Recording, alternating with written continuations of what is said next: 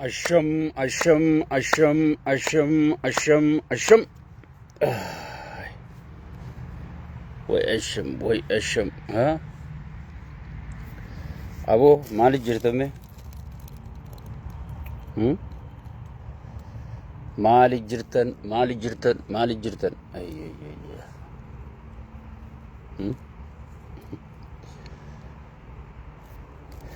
Me mali jirtan. Me salam alaikum jennega. Iddu tana life tana ni difne mi. Romo samni ko dira dalani. Arkafune shama wali galani. Awo akkami jirtan me? Me akkami jirtan?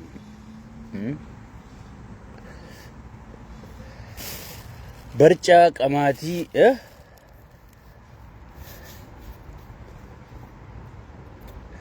har'a kubbaa addunyaa eenyu deeggartanu? Ani Spainin deeggara.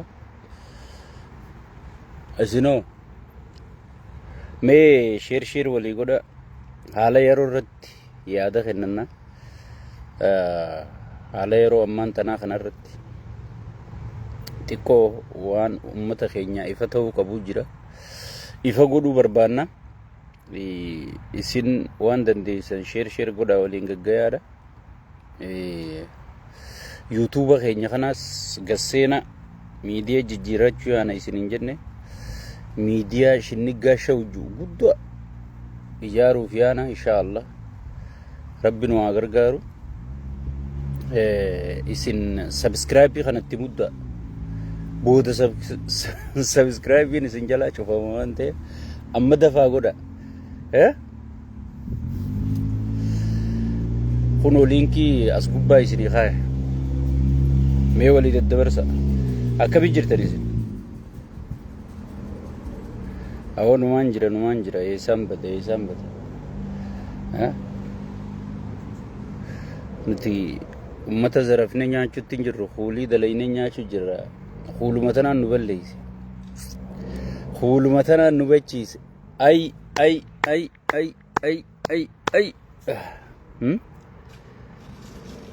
Akkami jirtan mee isin? Mee walii daddabarsa. Sheekha keeysan yaaddanii? Maashaallah. Ispeenni mooti yaa. Akkana la. Sheer walii godha walii daddabarsaadha. Itti seenna. Yaaduma xiqqaa tokkoon kennadha jeetiin dhufe haala yeroo irratti.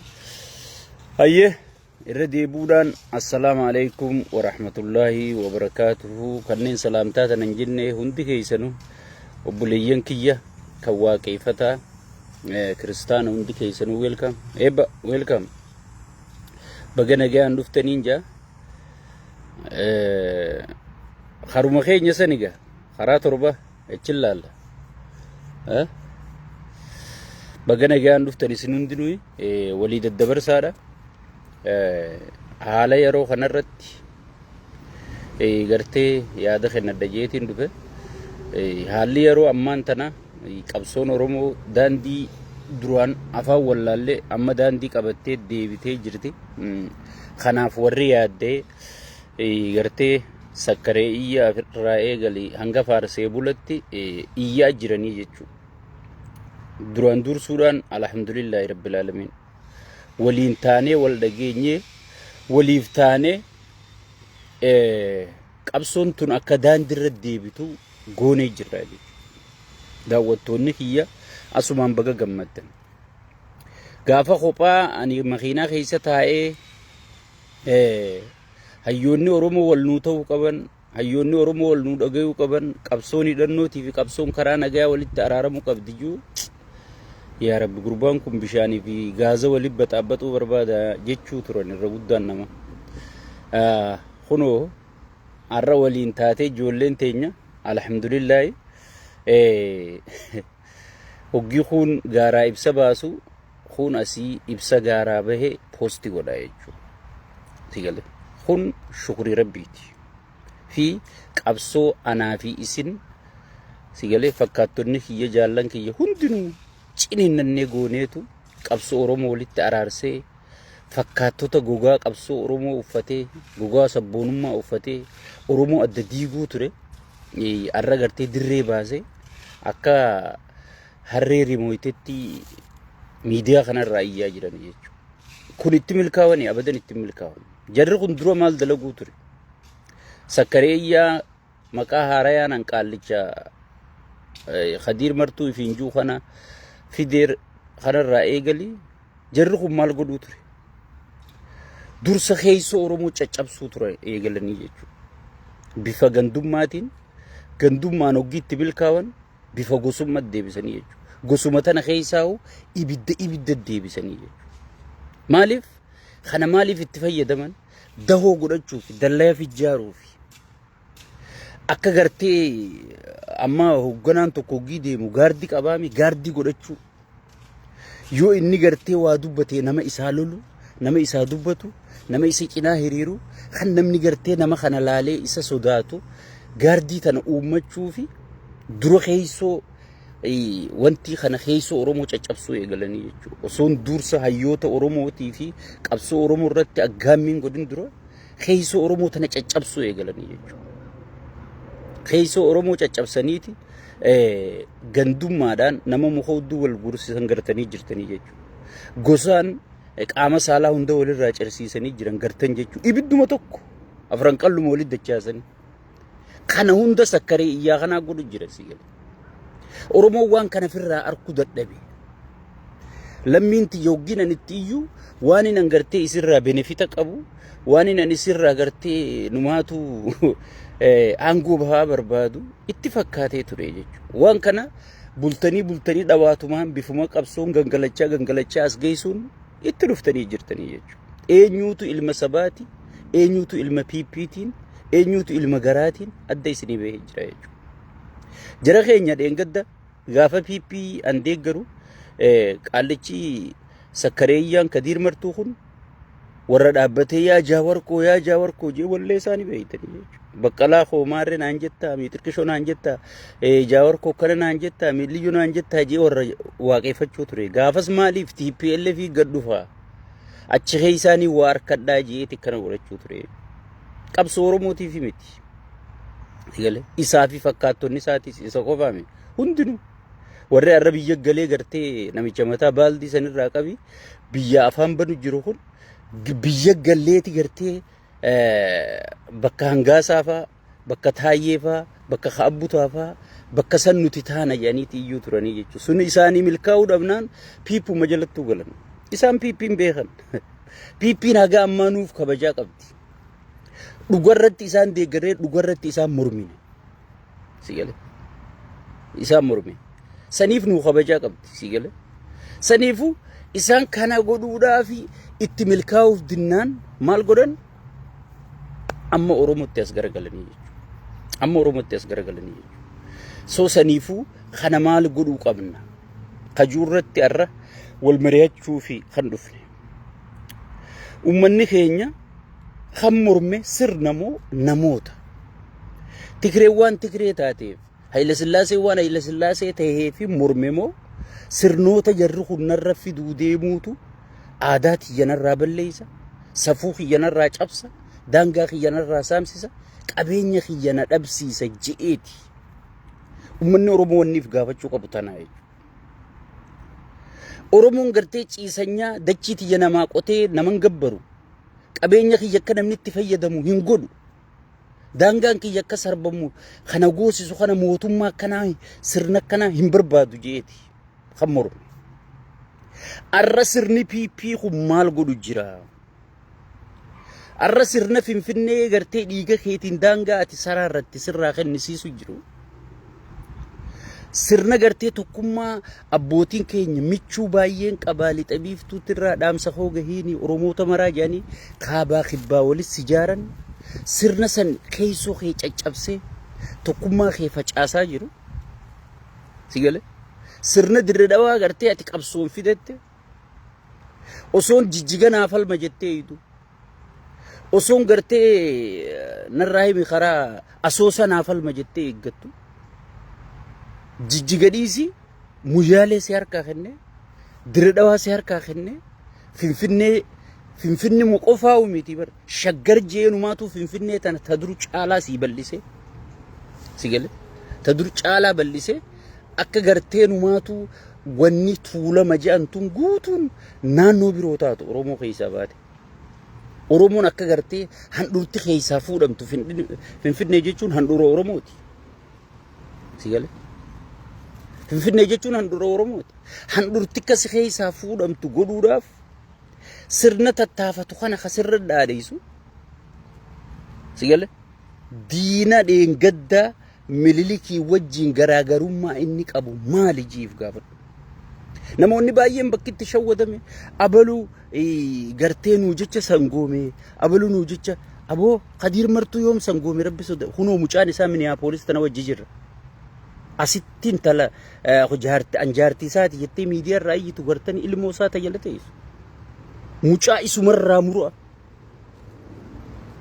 Yoo yaadaan sangoomsitan ani hin beeku. Yoo amjuun sangoomsitan ani hin beeku. Adeeroo wanni dalagamaa ture filima. Jaawararra takka tuttuqee warra dheengaddaati qabsaa'oota maalkiyya wayaan sii jechaan du'a jettan hunda takkaan gayyaasu jira jechuudha. Akka qabsoota nagartee alaabaa if dura qabanii qabsaa'oota ficcisiisuu turan. Qabsoo Oromoo tana gartee afaan godhuu turan. Ummata Oromoo waan isaan godhuu turan takkaan gayyaasu jira. Jarri kuni jara sanirraa tokkuma jechuudha. Sakkareeyyaan kunis jara sanirraa tokkuma jechuudha. Osoon hin sangoome jee dhalaa meeqa bira raftee hudduu keessa dhab godhee dhalaa meeqa ilmaan dhoo isaan guddisuu jirti. Bakka inni sangoomee sabaa jecha sangoomee jedhanii eegee jala kaanii bira ciisanii dhalaa meeqa xallazee dhalaa meeqa ulfooyitee immoo kophaa hambaan naar dhagaa jettee kophaa guddisaa jirti. Sigale tanaaf ragaan kun olaal ilmi isaa Minneapolis tana jira. Egaa ati sangoomee Suudaanis sangoomsanii maarra sangoomsan jettu wanni hundi diraamaadha. Namni sii sangoome jeetuun himu sabattuun himu. Sigale saniifuu nuti pooyintiin kiyya nuti wanni sirna kana dura dhaabbannuuf takkaa sirna kana wajji dhaabbannuuf Oromoo ta'ee takka saba biroo ta'eetii miti. Waan Oromoon barbaaddu waan sirni kun raawwachuu hin dandeenyeef jechuudha. Kanaan alatti sheeyxaanni dhufee waan Oromoon barbaaddu raawwannaa wajjin dhaabbannaa jechuudha. Namoonni gariin akka waan nuti abukaattoo namaa wahii an Jaawariis qeeqaatiin ture ni beeytan asumarraa na arrabsuu turtan sababa Jaawariin. Baqqalaa Garbaa qeeqaatiin ture ni beeytan asirraa na arrabsuu turtan sababa isaaniitiin. Marroo Dirribaa qeeqaatiin ture ni beeyta asirraa na arrabsuu turtan. Sigale ani yeroo hunda karaa Oromoon ittiin milkooytu qofa wanni nan deeggaru. Ani qabsoo siyaasaa tana bakka distiin isiitti godhamtuun ta'a yeroo hundaa'u bakka siyaasaan irraa kootaatu. Niin arka gaafa dogoggorri uumame gabbeetiin iyyaa jechuudha. Sigale gabbeetiin iyyaa jechuudha. Niin beekan. Amma tanneen tagartee nuuf qabsoo itti maal jettu namni abbaa kanaatu isaaniin hin jiru. Qabsuma tanaa eessaa deemtee eessa maaltu dalagamu jira abiyyi maal dalagu jira yoo ati jetteen waan si deebisan hin qabu. Dhugaan si hima. Memma Marroo Dirribaa maal godhu jira.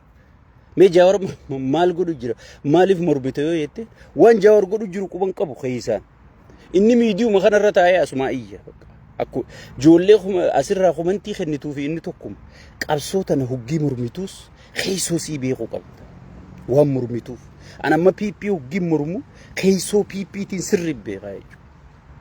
Ay gartee waboo fi gartee ijoollee teenyata amma walii galte hayyoota keenya kana huggiin deeggaruus waan isaan keessoon godhu jira waan hin beekuuf keessoon sun akka Oromoo fayyaddu waan hin beekuufiin ciniinnadhee deeggaraa jechuudha. PPs keessoo isiitii waan dalaguu deemtu waan hin beekuuf. Barosoon waan ni isin arra iyyitaniif tun hin dhufin PP mormuu turree miti. Hin taatu PPdin. Keessoo isii beeynaa jechuudha. Keessoo isii beeynaa jechuudha. Saniifuu uummanni keenya dammaqa. Abalu maarree ture. Abalu kaleessa sheekha ture yoo arra kiristaana ta'ee du'e sheekummaa kaleessaa sanii Rabbi gaafata. abalu yoo dheengadda sahaabaa ture arra khafree sahabarratti osoo lola banuu du'e sahabummaa dheengaddaa sanii rabbi isa kaasa qabsoon oromootis akkasi dheengadda gartee qabsoo qabsaa'u miti jeneraala qabsoo oromoo turte sigale arra yoo gantuu taate meena dhii gammadaa rabbi rahmataa godhuufi osoomme inni deebi'ee gantuu ta'e nadhii gammadaatii jettee deeggarta jaarraa abbaa gadaa rabbi rahmataa godhuufi osoo inni deebi'ee gantuu ta'e jaarraa abbaa gadaatii lakkii ganuuf mirga qabaa jettee deeggarta sigale kaayyoo qabaachuu qabdanii jechuudha kaayyoorra nama deeggartan kaayyoorra nama mormitan adda baaftanii beekuu dandayuu qabdanii jechuudha hawaasa dammaqaa ta'uu qabdanii jechuudha sigale ergaan hangana isiniin jee maaltu sakkaree iyyaa fi faarsee bulaa fi gartee riphee ololaa warraan ju'uun kana gartee riphee ololaa jechuun warra gartee dhokatee miila tokkoonis as dhaabbatee miila tokkoonichi dhaabbatu abbootii qabeenyaa tana dabalatee sheekotii manzaraa tana dabalatee riphxee ololti gaafam yoommoo gareen jaawarii fi gareen marroo tunfaan kan mo'atan taate haay bar nuti kana turreemi maaliyaa duraan ajjala dhuyisan lat godhatanii dhufan riphee ololaa jaaman warri kun sii galee warra dhokatee sii galee itti oofu maaliif riphee ololaan kun hundi sakkaree iyyaa kana bira waan akkana haasawanii waan isaan gartee riphee ololaan biratti haasa'u abbootiin qabeenyaa biratti haasa'u kana gabbahee maaliif haqqisuun barbaachise waan je'amu laallaa jechuudha wanni kun taheef yeroo jalqabaatiif qabsoon oromootii fi qabsoon karaa nagayaatii fi qabsoon karaa hidhannoo walitti araaramte yeroo nagayaatiif yeroo jalqabaatiif oromoon anumaa fi atiin ati gartu kun isnaapparii fi kompiitara walii galchuu dandeenye jechuudha kun warra du'aatii fi jira kun warra mata dhukkubbiitii fi jira warra bara jahaatamoota qabsoo oromoo tana gartee akka isiin hin milkooyne keessa taa'ee akka kaansarii waa nyaattu nyaachaa ture kana milkiin tun gartee hedduu isa baareessiti injifannoo dhihaachuun oromoon saksiis kara milkittichi deemuun gartee jara kana baareessitee jirti jechuudha baaragaa iyyisiisa sigale baaragaa iyyisiisa baarayni kun iyyisiisee oromoo duchisiisuu ni danda'a abadan duchisiisuu hin danda'u jechuudha akka isiin hin sossoonetti gandummaan isaanii akka milkooynetti gosummaan isaanii akka fudhataman qabnetti ziggoonee oromoo gadhaabne sigale kaayyoo abboota keenyaa daandii abboota keenyaa sanirratti qabsoon deebitee jirti jaalattee jibbitee kana keessa gana an arsijii afaan bani an harargejii afaan bani awwal lagajii afaan bani awwal lojii afaan bani namni gurra kana si dhaga'u taa'u hin jiru diinni keenya tokkichaam eenyu sirna bilisiqinnaati sigale kachi jiruus maarree kachi jiruus miitirkishu kachi jiru diina keenya nuti 4 kiiloo nuuf gaara jira warri 4 kiiloo jiru gaara jira nuuf sigale ati maybe faayidaarra arkachuu woboo yoo dhufte jijjiiramni yoo dhufe qabeenya kiyyaaf gartee protection naa kennamin jiru way gartee anaan gadhumatti sigale jara kana wajji dhaabbachuun qaba itti mirga keeti anamma sakkareeyyaa khadiir martuu fi injuu kana wanta kan galatoonfachuu barbaada isuma maal galatoonfachuu barbaadanaan jaa durbar daqiiqa 5 woboo fakkaateeti an ilma wobooti amma wobollee arrabsuu eegale asbahee numaatu clear ta'e bilziqinnaan dhiiga kiyyaan dhuftee nuti bilziqinnaa nama bilziqinnaa nuuturra gatii kafale osoo bilziqinnaan dhiiga kiyyaan dhufte anaatutti lafee gadhaabe ozoojii anafaarraa fakkaatti jechuudha sigale kan isaa fi haftaamuu lammuutiif fakkaattonni isaa afaan asitti gartee gaangistara gatiin qabne nu bitanii asii gartee jireenya nu dhoorkan karra gatii kafalee isa caalaa nu fa'a silaa akkas jechuu qabu anafa akka waan numaatu bilziqinnaa tana gadhaabe bilziqinnaan dhiigaan dhuftee bar bilziqinnaan maarreen dhuftee bar hiisha keetu gartee sababa bilziqinnaa faarsituun sii guutame malee hiishni oromoo duwwachaa deemu jira jechuudha haati oromoo gudeedamaa jirti jechuudha obboleettiin oromoo intalti oromoo gartee gidaara jalaa buuhaa jirti jechuudha ilmaan Oromoo gartee huun gartee tokkicha qaban gurguratanii biyyaa bahanii hiraata qurxummii tahaa jiranii jechuudha. Bilziqinaa dhiigaan ati fidattee kana hunda godhaa jira. Sirnichaa godhaa jira. Amma namoonni garii waan akka gartee rabbiin nama godhee wayi gaayaa boo rabbumaan nu godhee wayi maarrumaan nu godhee mixiqqishoo jaansi rabbiin waan nu godhin qabu kan nu godhu jiru sirna. Sirnicha. Akka namni dalagan, akka namni hin baran, akka namni waliin dhageeffan, akka namni hin hojjanne gibiraan si gidirsee milishaan taa'uu si dhoorkee si gale halkanii guyyaa hidhaa fi gartee raayyaa ittisa biyyaa kan isin jettaniin raayyaa hir'isa biyyaa kan hin anjuun kana dargaggoota oofee ka if jibbisiisee biyyaa baasaa jiru sirnicha kana jechuudha. Sirnicha kana jechuudha. Saniifuu gartee nu miidhaa jiru sirnicha. Gartee warri kana dhaadheessu sirnicha saniin tokko. As baheeti namichi kun bilziqinnaan dhiiga kiyyaan dhufte dhiiga kiyyaan hin gaddaabe ammaa booda narraan tuqinaa je. Nuti bilziqinnaa yoo Oromoo tuquu baatte, yoo qabeenya Oromoo zarafuu baatte, yoo gartee Oromiyaaf Oromoo buqqisuu baatte, daangaa Oromiyaa sarbamsiisuu baatte, nuti wanni bilziqinnaa irraa haajaatti qabnu hin jirtu jechuudha. So bilziqinnaa teetiin du'a Oromoo irraa dhaabi jee tan dhiigaan gaddaabatte san sakkareeyyaa. Khadiir martuu namicheef hin jiru. Sigale. Nuti sirri wal beena Oromoo wajjin rakkate. Mee abbaa Khadiir martuu fidiiti afaan Oromootiin intervii godhe. Yoo inni afaan Oromoo walitti dhaabee dubbate ani martuun beeku. Sigale. Mee afaan Oromootiin as baasi intervii godhe. Sigale. Adeero bakka irraa dhufte seena eeysa jaajarraa kaatee gaafa burqaa abbeesii xiqqaa si qabatee mana Adam Bakar si fidee achii gartee manni Adam Bakar jechuun kun mana foon itti gurguran ichi keessa taa'u ture. Ichi keessaa gartee namaa ergamee hambaa namaa nyaatee rabbi gartee sababa wallee Oromoo tan cufti miiluma keessa kaatu tanaan sababa kanaan rabbi gartee wallaalota kanaa fidee kunsa kanatti gartee kaasitaa gurgurate as bahee jechuudha. Nuti warra sirri wal beeku jechuudha. Nuti warra sirri wal beeku. Amma irra guddaan ijoolleedhaa gartee warruma kaasitu masaa dhagahee biyyaa bahee nuwaatu inni nu isaa asirratti arkuun ture akka nama nabi arkeeti isaaniif si gale. Akka nama nabi arkeeti isaanii. Si gale. Maaliif? Wanni takka hoggiin beeyni bar waan guddaa si fakkaatti. Saniifu namoonni keenya warra gartee clear an bilziqinna jee kana galatoonfachuu qabdanii jechuudha. Kanaa booda sirna si buqqisu sirna gartee si wanta si godhu jala yoo kan ati deemtu taate kaleessa qabsaawaa ture kaleessa kana ture kaleessa sun dhimma mataa keetiitti uummanni Oromoo guutuun amma gartee kallattiin si kaa'amtee jirti jechuudha. Black and the white taatee jirti. Takkaa bilziqinna takkaa Oromummaa. Game is over.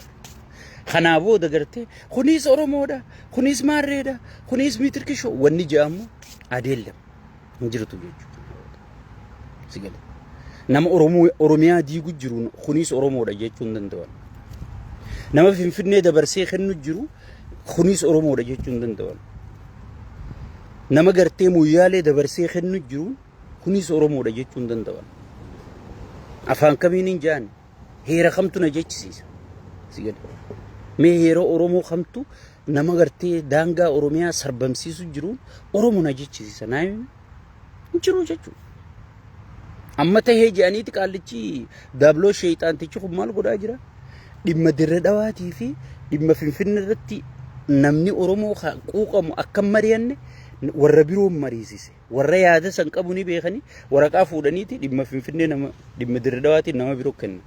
Oromoon gartee dhimma wal falmisiisaa hin qabne dhimma pirezidaantummaa dhimma maalii dhimma xixiqqaa kanatti garee Oromiyaa irraa dhufte tan akka mari'attu godhanii jechuudha. Kana gartee mariisantu tartiiba qabaa fi miti. Mariisantu milkii fidaa fi miti. Mee yaaduma isaaniitu laalaa jechuuf hiyyaafin isinitti hime malee Oromootu mariisan irraa abdii qabaa. Oromootu gartee mariisantu jijjiirama naa fida jee mariisan eeggatu jiraaf isinitti himaan jiru jechuudha. Sigale. Saniifuu uummanni keenya gartee warra qolola firraa baasee lilmeen Dr. Jawween dirjurutun qolola firraa baasisiiftee as baafte kana sigale ganaa yoo ati qabsaawa jettee kanaa wajji yeroo ta'e gubte dhimma mataa keetii ta'e yeroo sigale dhimma mataa keetiiti jechuudha. Namichi gartee duraanuu wanni nuti halkanii guyyaa irraa dubbachaa turre sakkaree iyyaa takka Khadiir Martuu kan isin jettaniin kana wanni nuti irraa dubbachaa turre isaatu gartee hawwa boorratti kanaan ta'e waan qabsaawaa isiniif fakkaatee fi sigalee dubbachaa turre jechuudha. Maaliyaa isaaf irraa baasee as bahee jira jechuudha. Ani gartee paartii amma dhufte tana dhiigaaniin fidadhe jedhe. Paartii dargaggoota keenya fixxu. Shifeerrotii Harargee tagartee dalagachuu baatu. Bara hoggii waaqeffatu an ilma Harargee an maarreedha ifiin jaabar. Harargeen sun ammoo dhumaa jirti, buqqa'aa jirti. Sigalee shifeerrotiin isii gabbaatee jimaa Finfinnee geeffachuu hin dandeessu. Sigala. Kan inni waaqeffatuun kan inni if jala hiriirsee namaan arrabsiisisu warra Harargee jiru kana. Sigalee. Saniifuu maraataa fi abbaa hidhate jenneeti hidhannee sigalee. Nuti Oromoota naannoo birootti himnee jirra jechuudha. Sigalee namichi kun gartee Oromummaarra humaan qabu. Sigalee an dhugaan siyo. Deebisiitii garuu akka namichi keessa dhalatee guddatetti biyya san keessaa qooda fudhachuu biyya san qabeenya qabuun dandeettii qabuun gargaaruu ni danda'a mirga isaati ni danda'a jechuudha. Sigalee kasii dhimmamu kasii rakkatu ilmumaa ati inni jettee dhalte. Kharakkina keessirraa gartee rakkinni keessa dhukkubsu. Kharakkini kee rakkina isaa ilmumaa ati inni jettee dhalatte. Sigalee. Yeroo hunda namni tokko yoo loqoda naannoo tokko sirriitti sirreessee dubbate namni kun maalii Oromoo qabsuma Oromootu wanni balleessitanaa jechuudha. Oromoon bar dura hoggii wal fuudhu ilma eenyuuti? Gosti isaa maali? Sigalee. Gandi kun ganda eenyuuti? Gosti isaa amma gosti tiyya ilma ala 12 ala keessa maali? Kaaqoo keessa maali? Yaba. Akkasin lakkaawwadheetiin ibidda kiyya galuu danda'a. Akkasitti Oromoon aangoo walii kenna malee. Sigalee. Mee gosuma Khadiir Martuu takka gosa abaluuti jee gosa isaa himatu hin jirtu. Sigalee. Takka. Adeero isin dubbiin beeytan dubbii quban qabdan nagee agartee nama sintahini wajji yeroo ta'e gubu jirta jechuudha. Abiyyi Harargeeti wajji yeroo gubu jirta jechuudha. Abiyyi bar gosan qabu ni beeytan. Abiyyi gosan qabu amantiin qabu sigalee waa takka qabu.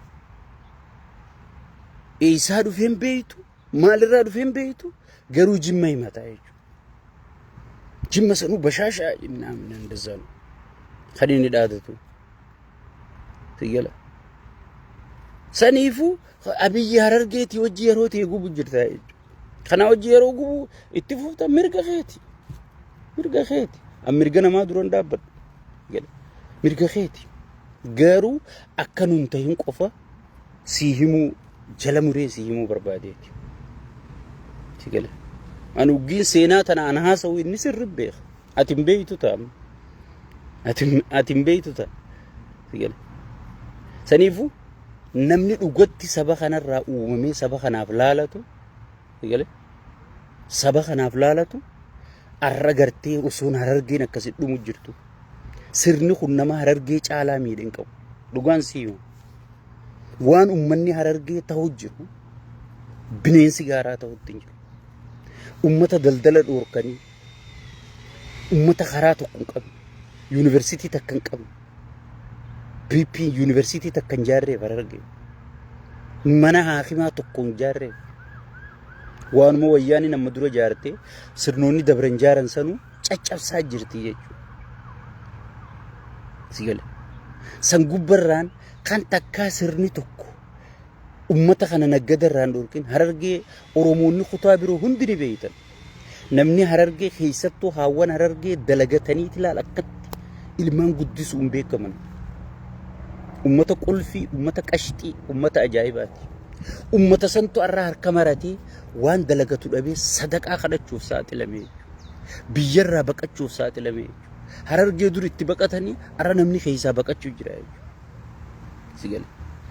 Warri gartee Harargeen akkasitti dalagattee jimaasii gurgurattee biizinasa sossoofattee akkasi jiraachuun isaan gubuu ture arra sirni kun akka isaan barbaadan waan Harargee isaanii godheef jecha sirna kana wajji dhaabbachuuf dhiigaan fidanne siin jedhanii jechuudha. warra ummata Harargee kanarraa hijaa qabu. Mee mucaa tokko qacalee tokko kan hin poosti godhe na jala gasseen halaala Harargee lixarra. Milishaan maallaqa fidi jennaan mucaan kabajee dhaabbate. Ilma aadaa fi safuun guddate rabbi rahmataa godhuuf.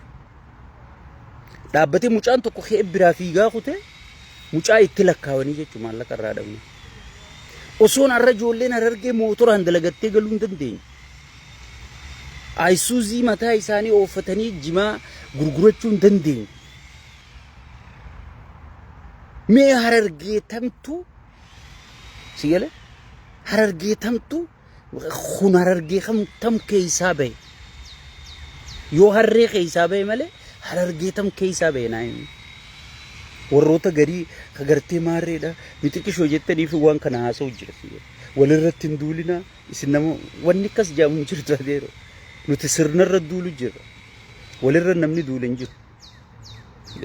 Walirra namni duule hin jiru.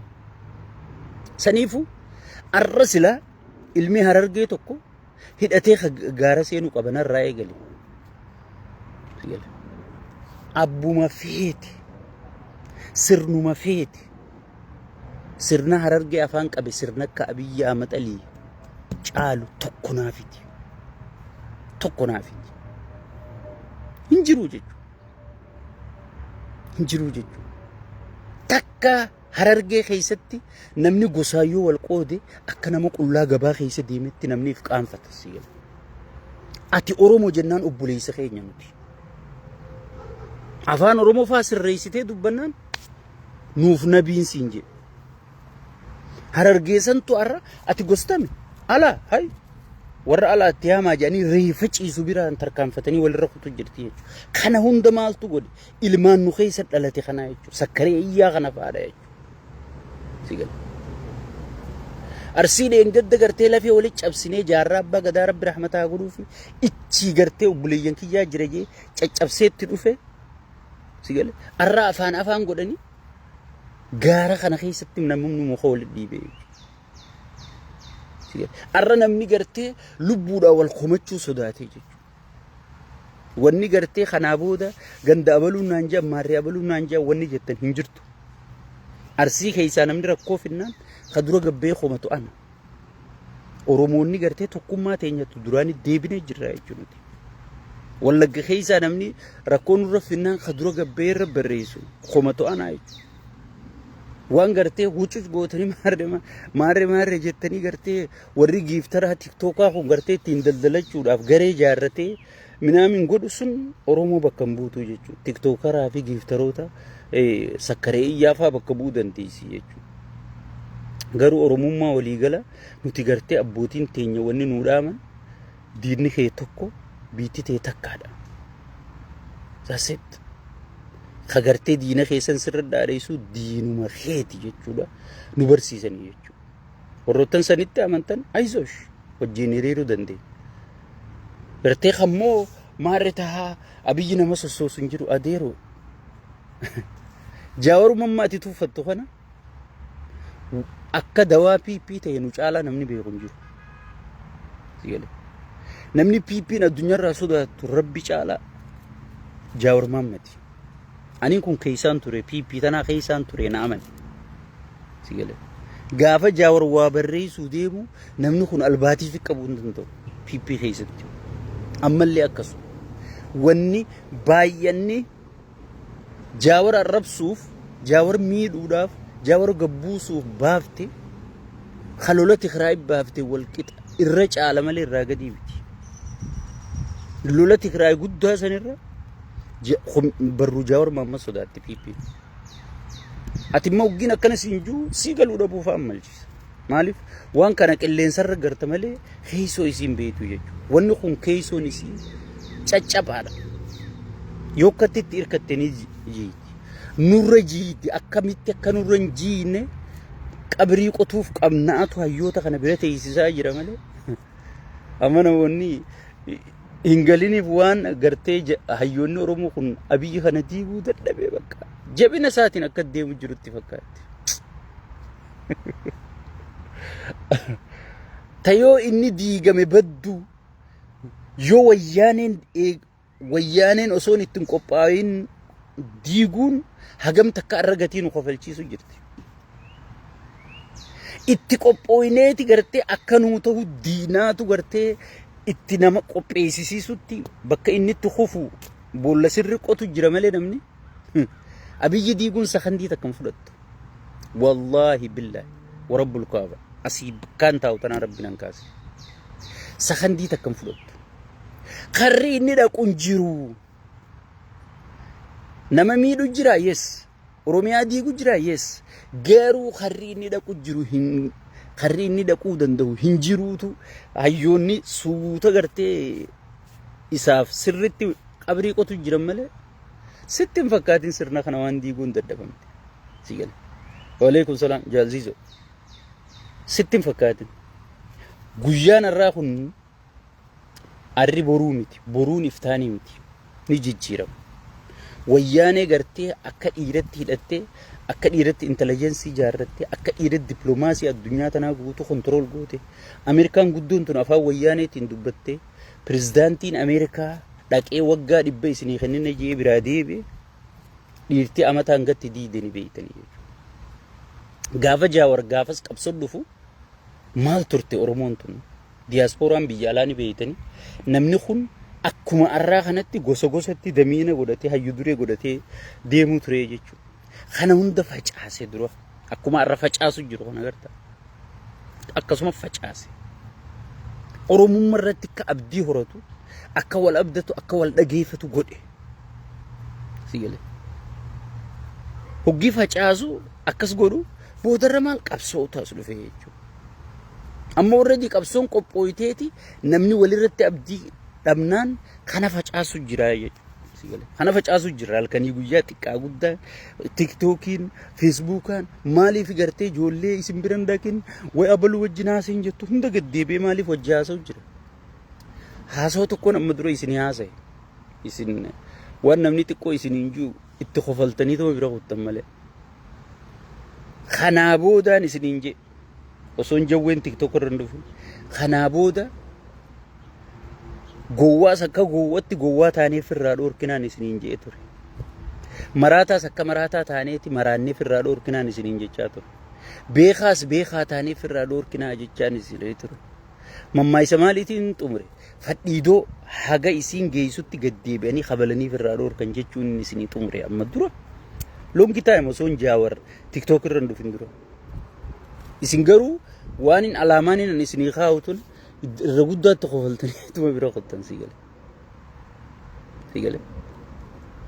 Akkasuma taati dubbiin deemaatuma jirti. Abiyyi ni xumurama ni xumurama. Dogoori kar tokko hin dhabu. Amma namoonni gariin Oromiyaa diigaa miitirkishu dachii Oromoo eessa geessuu danda'amee naami. Ilmaan Oromoo jeesuu ni danda'a yes. Oromummaa garuu isa dhiisii ka isarra dhiiraatu ajjeesuu hin dandeenye. Ka isarra dhiiraatu ajjeesuu hin dandeenye. Keeysoo tolfachuu kana marshii keeysoo kana agartee wal qixxeeffachuu nu rakkise malee sirriitti imma kana eega wal qixxeeffanne ni eeyda booda. Abiyyi akka ta'u ta'a. Amma gartee sakkaree iyyaan kun hundi kabbahuun kun qolola sabboonummaa san lafa kaayee as bahee woboo arrabsee jaawar arrabsee hayyoota Oromoo kana kanumaatu uummataa sagalee ta'u kana guutuu arrabsuun kun is good qabsoodhaaf godhu jira. Khiniina qabsoo hoggee liqimsiiftee garaa isaa keessa yaasa. Albaatii dhukkubaa tana keessaa dhiqa. Siyalee. Meeqa gayyaa'u jira laali. Guutuun akka waan jaawar xiqqeessuudhaaf hoggii jaawar fakkeenya godhattu fa'a gabbaatee maqaa kiyyaan pinki goongii sanfaa amma namicha. Bishaanirra wanna ta'e sanfaa gabbaheeti maqaa kiyyaan jaawar hin dalage jaawar fakkeenya maraattu akkasii fa'a jira jee malee maqaa saadhiisi maqaa nama isaa oliitiin takkaa jaawar siyaasaa dalagee hin beeku. Jaawar nama waan godhu beeku waan hojjetu beeku. Nama aabaa'oo gartee ati amata meeqa waaqeffatte hudduu sii keessa seenee miciree keessaa gayyaase aabaa'oon ati haasoytu hogganoonni ati haasoytu kanaa barsiin jee si garsiisu jiru jechuudha. Adeeroo nama kanaa jaarraa meeqa booda harkatta handugaan siima. Nama namni dhageeffatu nama namni irra walii galu nama namni wajjin deemu nama sanuu beekumsa waan kana qabu sigale jaarraa meeqa keessa harkatta.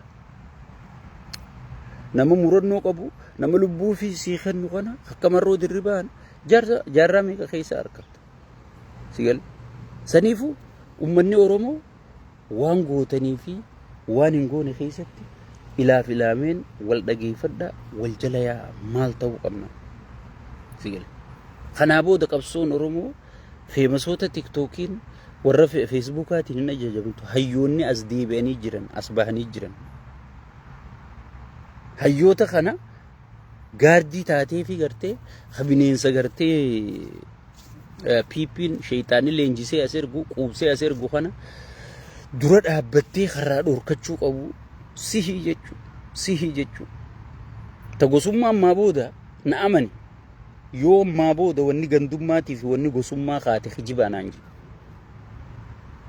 beekaatitti gadhiifne ibidda gosummaatii fi gandummaa kanaas haa gubatanii harkanii joolleen bar hoggee ati ibiddarraa dhorkitu sigale ibidda san waan gaarii seeti itti gadhiifta xiqqoo hin garre namni wanni gariin dura qabeete hoggii inni gubate booda achitti hin deebi'u cufti gubattee harkite waan oromummaa jedhan tana haga isiin mi'ooytu waan tokkummaa jedhan kana haga isiin nama toltu haga isiin urgooytu cufti harkee jira sigale cufti harkee jira kanaa booda juuzni gosummaa fi gandummaa cufamee jira jechuudha injifannoo teenya alhamdulillah rabbil alamin saniifu wanni godhuu qabnuu fi wanni godhuu qabdan wal dhageeffachuu adeemsi qabsoo kamit deema hoogganaa keessan dubbisu wajjin haasa'u laayifii isaanii jala deemtanii hordofuu isinirra jirtiin jaa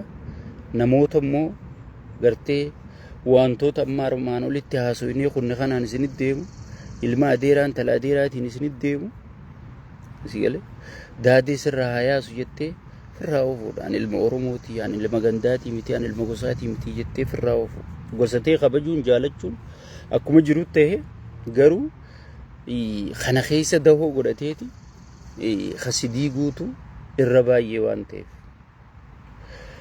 naaf jiraadha kanuma sheer walii godhaa baay'ee isin jaalata sheeni baay'ee isin kabanya amma kubbaanis dhiyaatte ichi yaana sakkaree yaa wajjin yeroo keessan hin gubina namoonni oggee haay ta'e sakkaree wanni hundi itti bareedduudha ififuu viidiyoo isaa oggee arge yaa rabbi tan aanaa haasa'e jee ifi qaanfachuu jira namoonni baay'een akkas jechaa jiran so akkas godhaa nagaan jiraadha yuutuuba keenya kana linkii as gubbaan kaa'e gasseenaatii sabiskiraayib nu godha nagatti